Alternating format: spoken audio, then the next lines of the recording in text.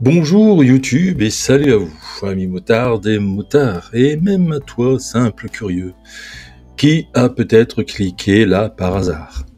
Aujourd'hui, une vidéo un peu spéciale. Je vais vous parler d'une histoire très personnelle, pas juste une histoire de moto, mais une histoire de vie, de douleur, de renaissance. Beaucoup me posent la question, mais Pascal, pourquoi t'as dû arrêter la moto et pourquoi une reprise maintenant ?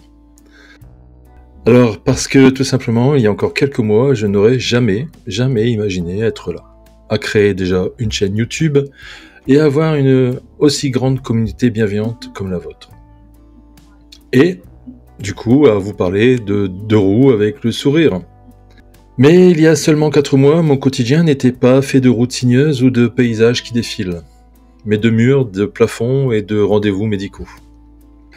Pendant 4 longues années, j'ai vécu avec une hernie discale et un nerf sciatique coincé, inopérable. Ceux qui l'ont vécu savent. Pour les autres, imaginez. La douleur, je ne la souhaite même pas à mon pire ennemi. Car chaque geste, même le plus simple, devient une épreuve. Se lever du lit, enfiler un pantalon, tourner la tête, tout demander un effort surhumain. Une douleur très aiguë, et c'est une douleur qui ne se contente pas d'être là. Elle prend toute la place. Elle dicte ta journée, elle te réveille la nuit, elle t'accompagne du matin au soir. Et moi, j'ai passé 4 ans quasiment allongé. Mon monde se résumait à ma chambre, les amis qui venaient me voir, et c'était tout autour de mon lit. C'était devenu mon poste d'observation de la vie, mais sans pouvoir y participer. Et le seul vrai moment où je quittais cette chambre, c'était pour aller à l'hôpital. Tous les 2 mois, comme un rituel, on venait me chercher, direction un stage, comme ils l'appelaient, d'une semaine. Sauf que ce stage, ce n'était pas pour apprendre un métier, non, pas loin de là. C'était pour passer mes journées branchées à des perfusions, antidouleurs, anti-inflammatoires, décontractants musculaires, un cocktail pour tenir le coup. La chambre d'hôpital avait sa propre odeur, mélange de désinfectant et de linge propre. Les perfusions goûtaient doucement comme un métronome qui rythme une semaine hors du temps. Puis je rentrais en sachant que de toute façon la douleur reviendrait et que je dirais encore une fois merci aux médicaments qui étaient chez moi. Quand j'ai commencé à aller mieux, il y a eu derrière ça 3 années de rééducation. 3 ans à réapprendre les bases, se tenir debout, réapprendre à marcher, retrouver un peu de force. 3 ans où chaque centimètre gagné était tout simplement une victoire pour moi. Et vint le jour, il y a quelques mois, où je suis allé voir mon médecin pour faire un bilan de ma santé et puis de voir si tout allait pour le mieux par rapport à mes examens. Et là, il m'a dit « C'est bon, vous pouvez reprendre vos activités, mais doucement. » Je me souviens, vous ne pouvez pas vous imaginer, j'ai eu un petit sourire en coin et j'ai pas pu m'empêcher de lui lancer « Et la moto, docteur, vous pensez que c'est quelque chose qui est possible ?» Et là, il a souri, et il m'a dit « Pourquoi pas, mais avec une ceinture de maintien au début. » À cet instant, je vous assure, j'ai senti comme un poids énorme se lever, un déclic, ce feu vert. C'était plus qu'une autorisation, c'était le début d'un retour à la vie. Quelques jours plus tard, je suis allé chercher ma première petite Yamaha YBR 125 d'occasion.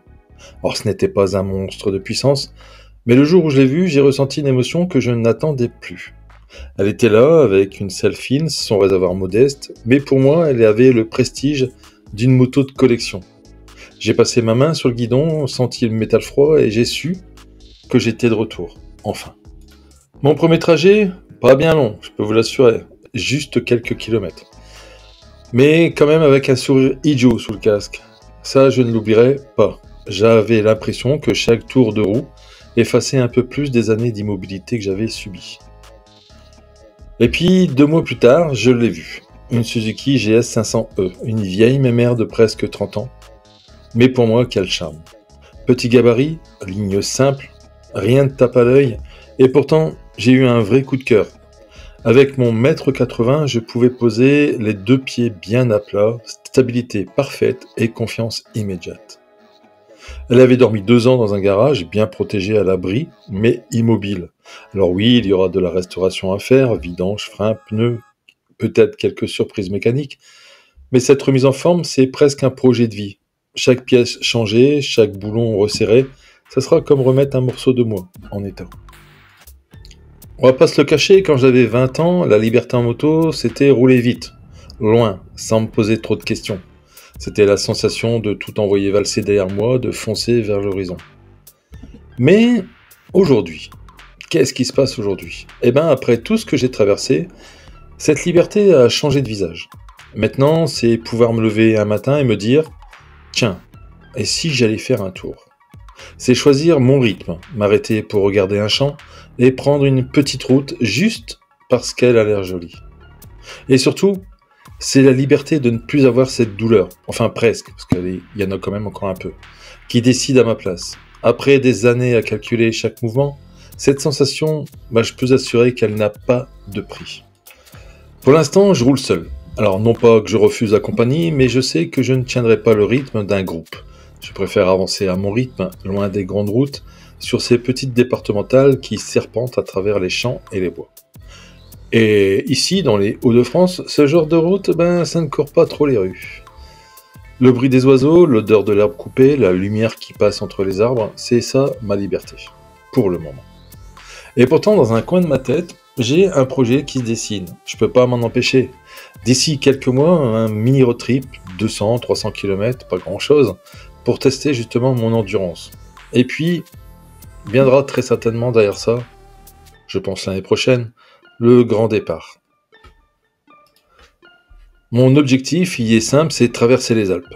Ressentir l'air pur à 2000 mètres d'altitude, voir les sommets se découper contre le ciel, passer des cols mythiques, m'arrêter boire un café dans un petit bistrot de montagne, et surtout, traverser une ville qui a toujours eu une place particulière pour moi. Cette ville, c'est Embrun. Un endroit où le temps semble s'arrêter, où chaque ruelle raconte une histoire. Y passer en moto, ce sera un moment fort, presque symbolique, une étape dans ma renaissance. Alors pendant ma convalescence, j'ai souvent douté. Mais quand je dis souvent, c'est souvent. D'abord, est-ce que je pourrais remarcher normalement un jour? Puis, est-ce que je pourrais vraiment un jour remonter sur une moto? Le jour où j'ai enfin repris le guidon, je me souviens du premier virage. Pas de vitesse folle, pas de folie, juste mais de l'appréhension. À chaque virage, je me disais « Pascal, si tu tombes, tu vas le payer très cher. » Et pourtant, tout est revenu naturellement, comme si mon corps avait gardé cette mémoire de motard, enfouie mais intacte. Bien sûr, je dois réapprendre plein de choses, ça c'est clair, il faut pas se le cacher. Mais ce jour-là, j'ai retrouvé quelque chose que j'avais perdu, cette confiance en moi. Aujourd'hui, chaque pièce de mon équipement a un rôle précis. Ceinture lombaire pour soutenir mon dos. J'espère que ce ne sera pas à garder toute ma vie. Blouson renforcé avec protection, casque léger pour ménager mes cervicales, des gants souples mais quand même solides, et bientôt cette selle confort sur ma JS 500E pour que chaque trajet reste quand même un vrai plaisir. Dans tout ça, je croyais que ce retour serait une aventure solitaire. Mais j'avais oublié à quel point la moto est un lien entre les gens. Ces motards qui te saluent sur la route, ces discussions à la station essence, comme par exemple la semaine dernière avec un gars qui me dit « Ah, j'avais la même il y a 20 ans. » Après 4 ans dans un lit, socialement, on prend un coup.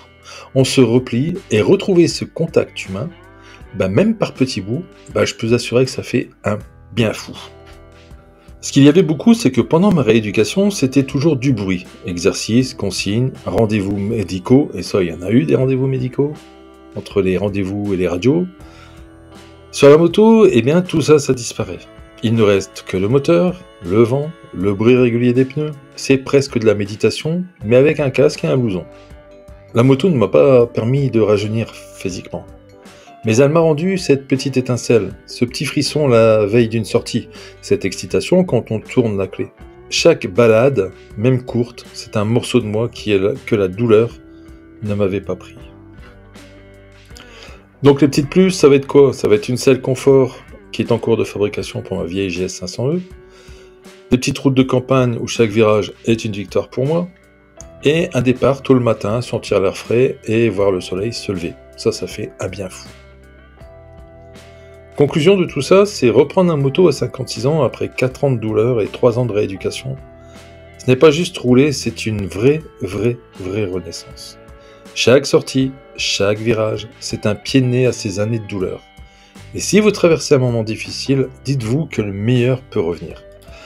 Voilà les amis, c'était un petit côté personnel que j'avais besoin de vous raconter sur mon arrêt concernant la moto. Et si vous avez aimé ce petit moment de ma vie très personnel, si ça vous a touché ou inspiré, je sais pas, alors n'hésitez pas à liker la vidéo, à laisser un commentaire pour me dire ce que vous en pensez, à partager autour de vous et bien sûr à vous abonner pour ne rien rater des prochaines aventures. Si vous voulez me donner un petit coup de pouce pour faire avancer encore plus la chaîne, vous pouvez le faire de plusieurs façons. En laissant un super merci, vous savez, ce petit bouton sous la vidéo, en prenant une souscription pour soutenir régulièrement la chaîne, ou encore en découvrant mes 3 guides disponibles à la vente pour tous ceux qui veulent préparer leur balade et road trip. Chaque geste, même petit, m'aide énormément et aide énormément la chaîne. Alors je vous remercie déjà pour tout le soutien que vous m'apportez depuis le début. Là-dessus, je vous dis, portez-vous bien, faites attention à vous et surtout, roulez équipé.